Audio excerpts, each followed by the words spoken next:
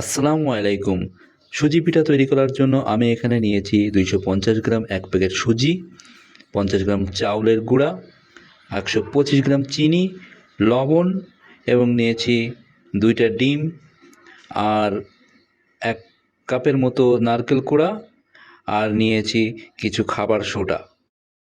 এবার একটি মিক্সিং বোলে 2টা ডিম ভেঙে ডিম 2টি ভালোভাবে কাঁটা চামচ দিয়ে ফেটে নেব।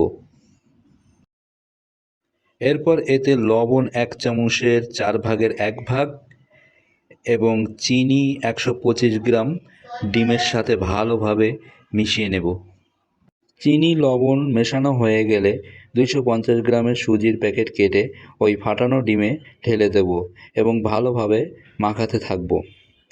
এরপর 50 গ্রাম চাউলের গুঁড়া দিয়ে একসাথে আবারও ভালোভাবে মাখাতে থাকব এবং সাথে নারকেল কোড়াটিও মিশিয়ে নেব।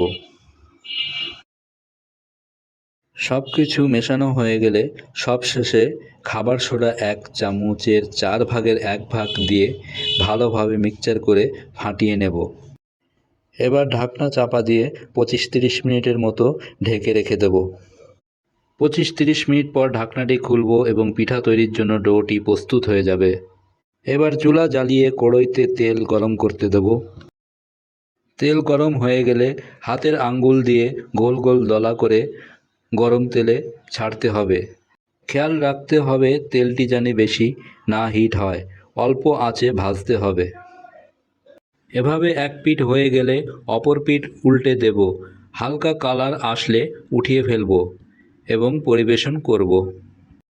দেখুন কত সুন্দর হয়েছে, খেতে খুবই অসাধারণ। বাচ্চারা বড়রা সবাই এটি খেতে পছন্দ করবে। তাই আপনারাও বাসায় এভাবে বানিয়ে খাবেন ইনশাল্লাহ। ভিডিওটি ভালো লাগলে আপনাদের মতামত জানাবেন। আসসালামু আলাইকুম।